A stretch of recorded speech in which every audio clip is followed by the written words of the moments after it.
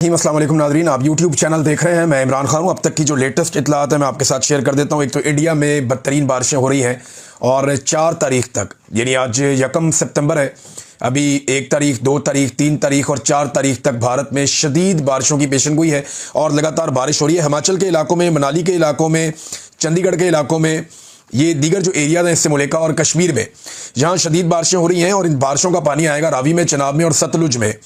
2 ऐसे डैम्स हैं भारत के जिनके दरवाजे पूरी तरह भारत ने खोल दिए हैं, यानी पानी बगैर किसी रुकावट के आएगा। इसमें एक भारत का भाखरा डैम है। ये जो भाखरा डैम है ये बहुत बुलंदी पे है, इसकी जो हाइट है वो 741 फुट है। ये शायद भारत का सबसे बुलंद डैम यही है। तो यहाँ से पानी बहुत फ्लो के साथ बहुत तेज़ी से पाकिस्तान की तरफ आएगा और ये पानी दाखिल होगा दरियाए सतलुज में। और इसके अलावा जो नंगल डैम है वहाँ से भी दरवाजे खुले हैं और पानी वहाँ से भी बगैर किसी रुकावट के पाकिस्तान में दाखिल हो रहा है। तो अगले 3 से 4 दिन भारत में शदीद बारिशें हैं और कुछ ऐसे डैम्स हैं जिनके दरवाजे डैमेज हुए हैं या टूट गए हैं। अब वहाँ पे पानी के फ्लो को नहीं रोका जा सकता, तो पानी पाकिस्तान में बहुत तेज़ी से आएगा। फिर पाकिस्तान की हुकूमत या ब्यूरोक्रेसी बाद में ये कहते हैं, बहाने बनाते हैं कि हमें पता नहीं था। तो हम वक्त से पहले आगाह कर रहे हैं और ये सोशल मीडिया की कामयाबी है, डिजिटल मीडिया की मेहरबानी है कि उन्होंने भारत से आने वाली एक एक रिपोर्ट पाकिस्तान में पहले आगाह किया। क्योंकि देखें, सोशल मीडिया का दौर है, भारत के अंदर भी लोग सोशल मीडिया इस्तेमाल करते हैं। वो वहाँ से वीडियोस बनाते हैं, बताते हैं यहाँ पे तो ज्ञानी आ गई, हम इस इलाके में मौजूद हैं, इस जगह पे मौजूद हैं, और वहाँ से हमारे लोग देखते हैं और वो फिर सोशल मीडिया पे आगाह करते हैं कि ये पानी का रैला आ रहा है। अब गूगल के ऊपर मैप अवेलेबल है कि ये रैला किस तरफ आना है, सबको आइडिया हो जाता है। और वो जो पानी पाकिस्तान में दाखिल होता है तो उससे पहले डिजिटल मीडिया इन्फॉर्म करता है, क्योंकि पाकिस्तान की हुकूमत और पाकिस्तान के जो इदारे हैं ये तो ऐसा लगता है डिनाइल में है और ये तो ये मानने के लिए तैयार नहीं थे पहले कि बड़ा फ्लड आया या कोई नुकसान हो रहा है। अब इन्होंने नए नए बयानियां बनाना शुरू कर दिए हैं, लेकिन सिचुएशन मैं आपको बता रहा हूं वो ये है कि हिमाचल से और मनाली से शदीद बारिशों के बाद अगले 4 दिनों में एक बड़ा रैला पाकिस्तान में, यानी ये पूरा वीक है, ये बड़ा खतरे वाला है और इसमें पानी पाकिस्तान में दाखिल होता रहेगा। तो जो खतरा रहेगा पाकिस्तान में वो आपके कसूर से लेकर बहावलपुर तक के इलाके, ये तमाम शहर खतरे में रहेंगे। जंग की सूरत हाल मैं पहले भी रिपोर्ट कर चुका हूं कि वहां पे सबसे ज्यादा देहात डूब गए हैं और गलत जगहों से बंद तोड़े गए हैं कुछ लोगों की ज़मीनें बचाने के लिए। ज़मीनें तो वो भी बचनी नहीं है, कुछ जो है वो शुगर मिलें बचाने के लिए। लोग इल्ज़ाम लगा रहे हैं कि शरीफ खानदान की शुगर मिल को बचाने के लिए बहुत सारे इलाकों को डबो दिया गया है, किसानों की फसलें तबाह कर दी गई हैं। तो कपास का, चावल का, गन्ने का ये बहुत नुकसान हुआ, सब्जियों का भी बहुत नुकसान हुआ। ये फसलें मुकम्मल तौर पर तबाह हुई हैं और पाकिस्तान को अरबों डॉलर्स का नुकसान हो गया है इस सैलाब के नतीजे में और नाकिस हिकमत अमली के नतीजे में। नाज़रीन, हुकूमत ने 2 बयानियां दी हैं अब तक, यानी आप गौर से सुने ना तो हुकूमत के कुछ लोग बैठते हैं और बैठ के ये कहते हैं कि भारत ने अभी जारहियत कर दी, अचानक भारत ने पानी छोड़ दिया और हमें पता ही नहीं चला, हमें अंदाजा ही नहीं हुआ कि ये क्या होगा और भारत की वजह से हम फंस गए। एक तो वो ये कहते हैं। दूसरे हुकूमत के लोग ये कहते हैं नहीं नहीं, भारत ने पानी नहीं छोड़ा, भारत, हमें तो 6 महीने से पता था, हम तो 6 महीने से तैयारी कर रहे थे, हमें तो आइडिया था कि मानसून में क्या होना है, हमने तो सारे इदारे अलर्ट पे लगाए हुए थे। एक तरफ कहते हैं कि हम धोखे में मारे गए, एक तरफ कहते हैं नहीं हम पहले से चौकन्ने थे, हमने पूरी तैयारी की हुई थी। कोई एक बयानिया इनका है नहीं। अब एक नया बयानिया लॉन्च किया गया है गवर्नमेंट की जानिब से, वो बयानिया आप सुन लें। और ये अडियाला जेल भी जाते हैं सहाफ़ी जिन्होंने ये बयानिया लॉन्च किया है। दावा किया जा रहा है कि भारत का डैम भरने का डाटा वाज़ेह तौर पर बता रहा है कि भारत ने इंडस वाटर ट्रीटी की जो SOPs है उसकी वाज़ेह खिलाफवर्जी की है और डैमों में गुंजाइश से ज़्यादा पानी जखीरा करके पाकिस्तान की तरफ छोड़ा है और डैम भरने का डाटा पाकिस्तान से शेयर नहीं किया। माहिरीन के मुताबिक ये अमल एक्ट ऑफ वार है। अब देखें, इसी एक छोटी सी 3 लाइनों का ट्वीट जो इनको लिख के दिया गया या इनको ये मिस इन्फॉर्मेशन दी गई, उसी में चंद सवाल पैदा हो जाते हैं ना। हम इस पर रिसर्च करते, मेरी टीम तो उन्होंने 5 सवाल तो वहीं पे निकाल दिए थे। पहला सवाल तो ये है कि वो कह रहे हैं कुछ मीडिया रिपोर्ट्स के मुताबिक, कौन सी मीडिया रिपोर्ट्स हैं जनाब, पहले तो वो शेयर कर लें आप।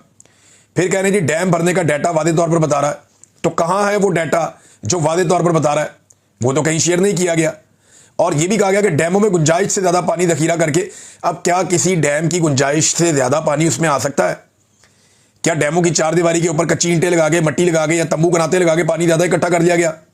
भाई, जो गुंजाइश डैम की होती है, डैम में उतना ही पानी आता है, उससे ज़्यादा पानी तो नहीं आता। और ये डैम जो है ये भारत के अंदर पाकिस्तानी बॉर्डर से बहुत दूर है, बहुत बहुत फासलों पर है और फ्लैश फ्लडिंग के दौरान गुंजाइश से ज़्यादा जखीरा करने की कोशिश में डैम टूट जाए तो इसके नतीजे आपको पता है क्या होते हैं?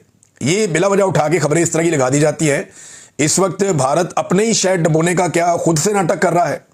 भारत के अंदर सैलाब आया हुआ है, वहाँ पे जो है वो पंजाब में, हिमाचल में, हरियाणा में यहाँ सैलाब आया हुआ है और उस सैलाब से भारत में नुकसान हो रहा है। वहाँ के लोग रेस्क्यू कर रहे हैं, वहाँ की गवर्नमेंट भी काम कर रही है, वो भी परेशान है। तो क्या वो अपने मुल्क को डुबोगे फिर पाकिस्तान के मुल्क को डुबोएंगे? वहाँ एक बहुत बड़ी आबादी है, करोड़ों की आबादी है, शायद इतने ही लोग जितने पाकिस्तान में रहते हैं, लगभग इतने ही है या शायद इससे ज़्यादा है। तो भारत क्या इतना बड़ा रिस्क ले सकता है? इतना बड़ा मुल्क नहीं, ऐसा नहीं है। ये भारत के अंदर भी सैलाब आया, ये बारिशें हद से ज़्यादा हुई हैं, हमारी तैयारी कोई नहीं थी। हमें लगता था कि रावी से कभी पानी आना ही नहीं, हमें लगता था सतलुज में कभी पानी आना, तैयारी नहीं करते ना कभी, हमने कभी तवज्जो नहीं दी इन बातों की तरफ। इमरान खान ने कहा था मैंने यहाँ पे बड़े बड़े ज़ख़ीरे बनाने हैं पानी के, ताकि कभी फ्लड्स आए तो उन्हें कंट्रोल किया जा सके। तो तब सारे हंसते थे कि यहाँ कब फ्लड आएगा। वो रूडा के जरिए इमरान खान तब क्या करना चाह रहे थे? ये इलीगल सोसाइटियों को खत्म करना चाह रहे थे। जो रावी बेड के ऊंचे इलाके हैं वहां पे वो कहते हैं आबादी बनाओ, जो नीचे है वहां पे आबादी मत बनाओ। वो नए जंगल लगाना चाह रहे थे, कंक्रीट के बने हुए पक्के बंद बनाना चाह रहे थे, ताकि पूरा लाहौर शहर और उसकी सराउंडिंग महफूज रहे। ये था उनका मनसूबा।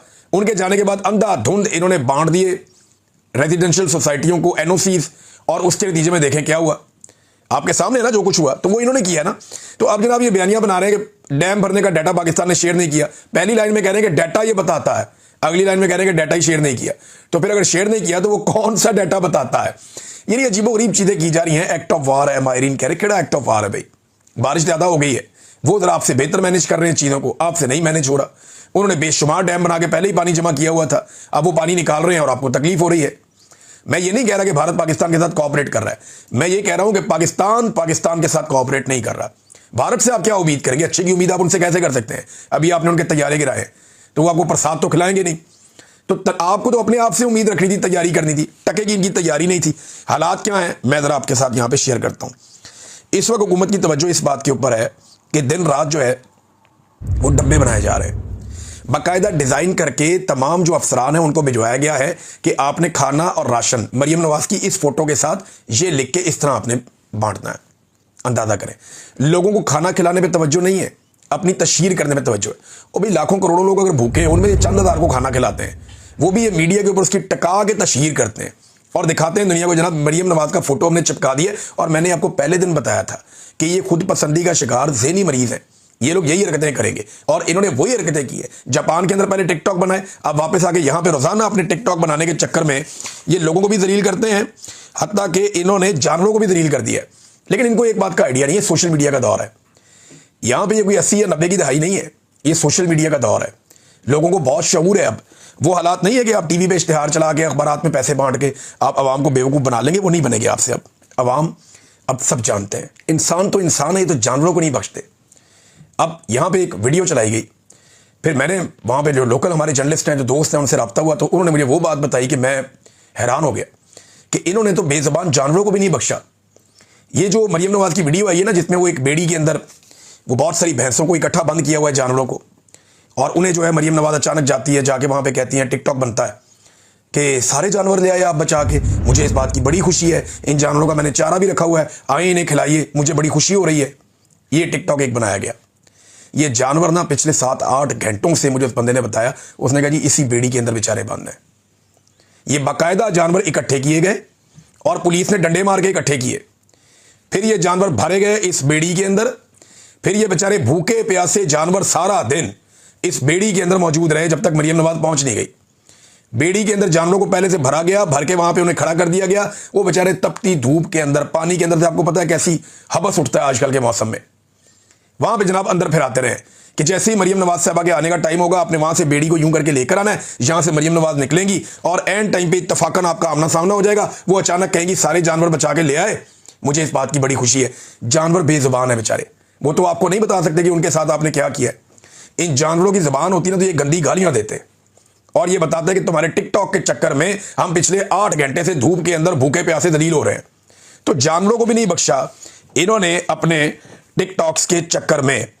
अब एक और खबर आई, ये जरा देखें आप, इनके काम चेक करें आप। टिकटॉकर, ये सारी टिकटॉकर इकट्ठे हो गए, ब्यूरोक्रेसी वो भी इसी काम पे लग गई है। ये हाफिजाबाद का एक शख्स है, वो ये बता रहा है और कुरान पाक सामने रखा हुआ है, कुरान पाक सामने रख के वो हल्फन बता रहा है कि मेरे साथ हुआ क्या है।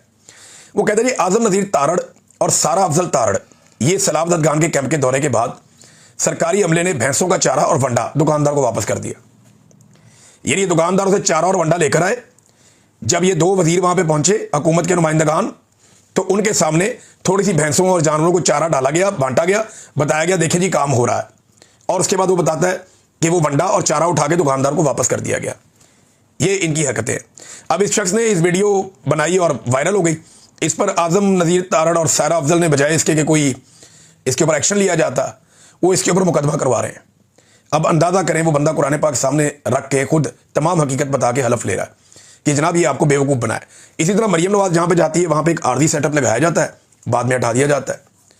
अब इन्होंने जाना था एक इलाके में, वहाँ जमात इस्लामी वालों के साथ फटा कर दिया कि जनाब यहाँ मरियम साहबा बाद में आएंगी मुतवक्का तौर पर, तो तुसी चुको सारा कुछ इतों। वो जमात इस्लामी भी बेचारी एहतजाज करी कि यार सानू काम ते करन दो। वो अल खिदमत वाले अच्छा काम करते हैं, मैंने उनके साथ खुद काम किया हुआ है, उनके साथ मिलकर हमने सामान बांटा, वो मुझे अच्छी तरह याद है। हम सिंध में एक जगह पे काम कर रहे थे, तो हमने इकट्ठे काम किया हुआ है वहाँ पे, और बड़े पैमाने पे काम किया हुआ है एक साथ हमने जमात इस्लामी के साथ। ये उनकी तंजीम है अल खिदमत, बड़ा अच्छा काम किया उन्होंने। तो वो बेचारे काम कर रहे थे और उनके साथ भी इन्होंने ज्यादती की। वहाँ जाके इंतजामिया चली गई, वो मुशीर है वज़ीर अलग, वो पौने जाके चुको जी सारा कुछ, मरियम नवाज का फोटो लगेगा हर चीज़ के ऊपर। तो ये ऐसा लगता है कि ज़हनी मरीज़ को इन्होंने जो है वो मुसल्लत कर दिया पाकिस्तान पे। और ये सिर्फ टिकटॉकर नहीं है, ये जाहिल भी हैं। ये ज़रा नादरीन आप चेक करें, एक ऐसा ट्वीट कर दिया कि मैं तो हैरान ही हो गया। यानी ये किसी बंदे ने एक नाचता हुआ कोई इंसान दिखाया कि ये कोई नाच रहा है, और उसके बाद लिख दिया मरियम नवाज ने शरीकों की ये हालत कर दी है। तो उसके ऊपर जो है मरियम नवाज ने इमोजीज लगा दिए हंसने वाले, इंजॉय करने वाले। और पाकिस्तान में सैलाब आ गया, पंजाब डूब रहा है, 20 लाख से ज़्यादा लोग बेघर हो गए हैं, 1 करोड़ के लोग करीब जो है मुतासर होने वाले हैं। तमाम बड़े ज़िलों के अंदर हालत ख़राब है, सूबे के अंदर फसलें डूब गई हैं, जानवरों की लाशें पानी में से निकल रही हैं, दर्जनों अफराद अब तक यहाँ पे जाँ बहक हो चुके हैं। 2 महीने के अंदर अब तक 1000 के करीब पाकिस्तान की हलाकतें पहुँचने लगी हैं, जो पूरे पाकिस्तान में सैलाब से हुई हैं। और ये औरत उस सैलाब को लेकर एक 3rd क्लास आदमी के ट्वीट के ऊपर, नाचने वाला बंदा उसने पता नहीं कोई लगाया हुआ अजीबोगरीब, उसके ऊपर ये इमोजीज बना के इंजॉय कर रही है। यार ये इनकी मेंटेलिटी है। ये जाहिल लाकर पाकिस्तान की मिलिट्री एस्टेब्लिशमेंट ने पाकिस्तान पे मुसल्लत किए, जो लोगों की लाशों का मजाक उड़ाते हैं। मुझे अच्छी तरह याद है, मुझे इस वाक़े से, इस ट्वीट से एक ही चीज़ याद आई कि जब शहीद अरशद शरीफ शहीद हुए थे ना, जिस दिन, उस दिन बाप बेटी ने केक काटा था। मैं वो वीडियो भूलता ही नहीं आज तक। 2 चीज़ें मैं कभी नहीं भूलूंगा। ये बाप बेटी वहाँ पे केक काट रहे थे जब पाकिस्तान का बेटा शहीद हुआ था, जिससे पूरा पाकिस्तान प्यार करता था।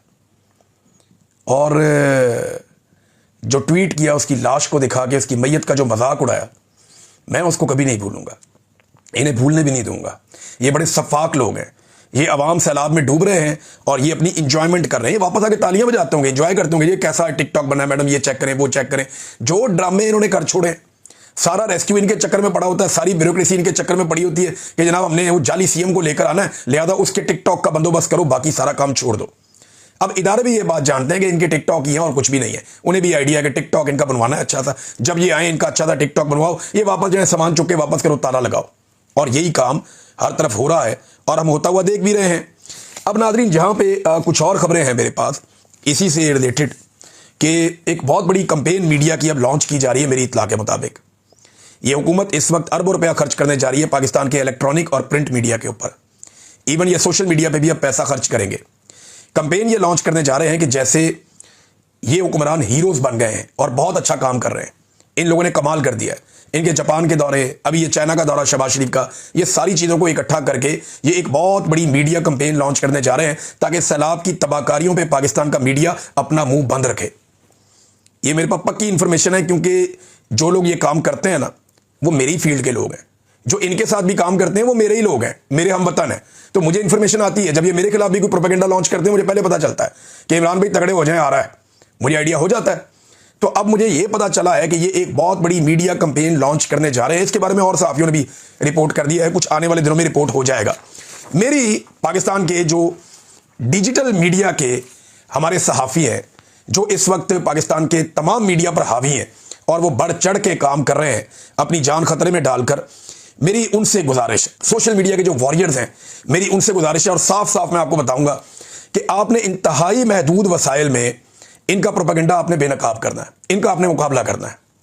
अगर इनके पास पैसा है तो हमारे पास क्या है? Man power. इनके पास पैसा है, हमारे पास मैन पावर है। ये लालच के जरिए काम करते हैं, हम हिम्मत के जरिए काम करते हैं और हक के लिए काम करते हैं। इनके पास ताकत है तो हमारे पास दिमाग है, इनके पास वसाइल हैं तो हमारे पास आइडियाज़ हैं, इनके पास हुकूमत है तो हमारे पास जुल्म का सामना करती हुई अवाम है बहुत बड़ी तादाद में, इनके पास प्रोपेगेंडा है तो हमारे पास हकायक और सच्चाई है। वो ताकत, पैसा और इख्तियार इस्तेमाल करेंगे। हम हक और सच को अपना हथियार बनाएंगे। इनका भरोसा और इन्हिसार मिलिट्री एस्टेब्लिशमेंट पर है और हमारा भरोसा अल्लाह रब्बुल इज़्ज़त पर है। तो मेरी आप सबसे गुजारिश है, जो सोशल मीडिया के वॉरियर्स हैं, ये जितने भी हमारे डिजिटल प्लेटफॉर्म्स के जितने भी सहाफ़ी हैं, आप सारे फील्ड में उतरे हुए हैं, बहुत अच्छा काम कर रहे हैं। कुछ का मैं नाम ले पाऊंगा, कुछ का नहीं ले पाऊंगा। बहुत सारे अनसंग हीरोज हैं जो दिन रात काम कर रहे हैं, पाकिस्तान के हर शहर से काम कर रहे हैं। मकामी सहाफ़ियों ने बड़ी जिम्मेदारी के साथ सोशल मीडिया के ऊपर रिपोर्टिंग की है और बहुत सारे ऐसे अवामुन नास के बीच में से लोग हैं जो अवामी इश्यूज़ को उजागर कर रहे हैं। आप सारे दाद के मुस्तहिक हैं। आप मुकाबला कर रहे हैं एक जालिम रजीम का। आपका हथियार सिर्फ और सिर्फ आपका माइक और आपका मोबाइल फ़ोन है और उसके ऊपर लगा हुआ एक छोटा सा कैमरा है। इसके जरिए से आप मुकाबला कर रहे हैं। यही आपकी ताकत है, यही आपका हथियार है। आपने इनके प्रोपेगेंडा को बेनकाब करना है और पूरी ताकत के साथ करना है। अल्लाह पर भरोसा रखें, इनके अरबों रुपए हम ज़ाया कर देंगे इंशाअल्लाह, और ये अपने प्रोपेगेंडा को फैला नहीं सकेंगे। हम बताएंगे अवाम को हकीकत क्या है और इन्हें बेनकाब करेंगे। नाज़रीन, इमरान खान साहब का केस जो अडियाला जेल में लगना था, तो शखाना 2 एक मरतबा फिर उसकी समाअत आज मुलतवी हो गई। क्यों मुलतवी हो गई? सादी बात है कि इमरान खान साहब आसिम मुनीर साहब पे तनकीद करते हैं और आसिम मुनीर साहब को प्रॉब्लम यह है कि उनकी एक्सटेंशन के मामला डिस्कस हो जाते हैं जिस दिन इमरान खान साहब का अंदर से कोई बयान आता है। अब एक्सटेंशन के मामला जब डिस्कस होते हैं तो उनको प्रॉब्लम होती है इससे। लिहाजा इमरान खान के भांजों को अंदर रख के दबाव देने की कोशिश की गई, उनकी बीवी को भी, वो नहीं मान रहे। उनके बेटों को वीज़ाज नहीं दिए जा रहे, वो नहीं मान रहे। माफ़ी की उन्हें ऑप्शन दी जा रही है, वो नहीं मान रहे। चलें, उन्हें पशेमानी की ऑप्शन दी गई, वो नहीं मान रहे। उन्हें कहा गया अफसोस का इजहार कर दें, वो नहीं मान रहे। उन्हें कहा गया चलो यार पार्लियामान में कोई बात कर दें या किसी अदलिया में बात कर दें आप, वो नहीं मान रहे। तो इमरान खान तो मान नहीं रहा इनसे और इनको आइडिया है इस बात का कि वो सख्त से सख्त स्टेटमेंट दे देगा। जो एक प्रोग्राम बना हुआ है हुकूमत और एस्टेब्लिशमेंट के बीच में कि किस तरीके से एस्टेब्लिशमेंट के और हुकूमत के मामलात एक्सटेंशन के तय पाने हैं, उसके लिए दोनों एक दूसरे पे पैंतरे भी चल रहे हैं। दोनों ये सोच रहे हैं कि बड़ा अहम मौका है, अपना ज़्यादा से ज़्यादा फ़ायदा ले लें। यानी ये जो सौदा होने जा रहा है एक्सटेंशन वाला, इसमें ज़्यादा फ़ायदा कौन लेता है, इस चक्कर में है दोनों। तो ये हमेशा होता है, ये पहली दफ़ा नहीं हो रहा। ये कोई अपने दिल पे ना ले ले, ये पाकिस्तान में हमेशा होता है, ये आइंदा भी होता रहेगा अगर इस सिलसिले को ना रोका गया तो इमरान खान साहब का केस इसलिए मुलतवी कर दिया गया, उसका सामना कोई नहीं कर सकता। पिछली मरतबा बताया था उनकी फैमिली ने कि इनकी इमरान खान साहब की आंख में प्रॉब्लम है, डॉक्टर तक उन्हें एक्सेस नहीं दी जा रही। ये वो आदमी है जिसने अपनी ज़िंदगी का एक बड़ा हिस्सा लोगों के इलाज के ऊपर लगाया था। शहबाज शरीफ ने एक दावा किया, नाज़रीन वीलॉग के आखिर में वो दावा आपके सामने रख देता हूँ कि मेरी हुकूमत में करप्शन का एक भी इल्ज़ाम नहीं लगा। तो यहाँ चंद चीज़ें हैं। ये हुकूमत बनी ही करप्शन से। भाई जो हुकूमत बनी करप्शन और 2 नंबरी से, उस पर करप्शन का इल्ज़ाम लगा के क्या करना है? हुकूमत ही इलीगल है, करप्ट हुकूमत है, बेईमान हुकूमत है, ईमानदारी से हुकूमत बनी नहीं। फ्रॉड के साथ जाली फॉर्म 47 पे तो हुकूमत बनी। फिर NRO 2 लिया आपने हुकूमत बना के, सारे अपने केस ख़त्म करवाए, चपड़ासियों वाले भी, फेक अकाउंट्स वाले भी, नवाज शरीफ के, जरदारी के, सबके केस आपने खत्म करवाए। करप्शन का तो कोई केस आपने छोड़ा ही नहीं। पुराना वाला जो है मेरिट की आपने धज्जियां उड़ा दी, हर महकमे पे लाके रिटायर फौजी बिठा दिया, कई महकमों के ऊपर हाजिर ड्यूटी फौजी बिठा दिए। ये भी आपने किया इस मुल्क के साथ। हर महकमे में करप्शन बढ़ गई है पाकिस्तान में। सिर्फ चीनी और गंदम के स्कैंडल्स को आप देख लेना, अरबों रुपए, अरबों, सैकड़ों अरब के इन्होंने दिहाड़े लगाए हैं सिर्फ चीनी और गंदम के स्कैंडल में। और अब ये जो नया गंदम का स्कैंडल है कि जब किसान ने बेची तो 2000 रुपये, और जब अब बेच रहे हैं इनके अपने फ्रंटमैन तो कितने की है? 3500 रुपये। इतना मुनाफा मिलता है कभी किसी को? 1.5-2 महीने के अंदर 75% का मुनाफा थोड़ी दिनों में डबल हो जाएगा। कभी 2 महीने में किसी का पैसा डबल हुआ है। आप दुनिया के बेहतरीन मुल्क के अंदर भी कारोबार करें तो आपको पैसा डबल करते करते 3-4 साल लग जाते हैं। यहां पे 2 महीनों में पैसा डबल होता है। ये ऐसा माफिया, ये करप्शन नहीं है तो और क्या है? ये आप किसानों के साथ जो आपने किया, ये बहुत बड़ा स्कैंडल है। हर चौथे दिन कोई ना कोई नया स्कैंडल आ जाता है। ये 10,000 अरब का जो आपका बेकायदगियां और बेज़ाब्तियां आपके अपने महकमे ने बताया, ये मरीम नवाज के दौरे हुकूमत में यहाँ पे हो रही हैं। फिर जो IBBs के साथ आपने मुआहदे किए, जो LNG के आपने मुआहदे किए, वो करप्शन के घड़े हैं बहुत बड़े बड़े, पाकिस्तान उनको भुगत रहा है। तो ये दावा पाकिस्तान में कोई भी करे, शरीफ खानदान ये दावा कभी नहीं कर सकता कि उसने करप्शन को कम किया है या उसके दौर में करप्शन नहीं हुई। इनकी ऑडियो मौजूद है कि मरीम नवाज का दामाद है, हमारा बच्चा है वो राहील, ये वही राहील है जो मरीम नवाज के साथ भी जापान भी गया था। ये कारोबारी आदमी है जो इंडिया से इसकी मशीनरी आनी मंगाओ जी। खानदान का कारोबार बढ़ रहा है, फिर कहते हैं करप्शन नहीं की। ये लोगों को बेवकूफ़ समझते हैं। लोग इनकी तबीयत साफ करेंगे और जल्दी करेंगे, अपने वोट की ताकत से करेंगे, वरना दूसरे तरीके से करेंगे। अब तक के लिए इतनी अपना ख्याल रखिए।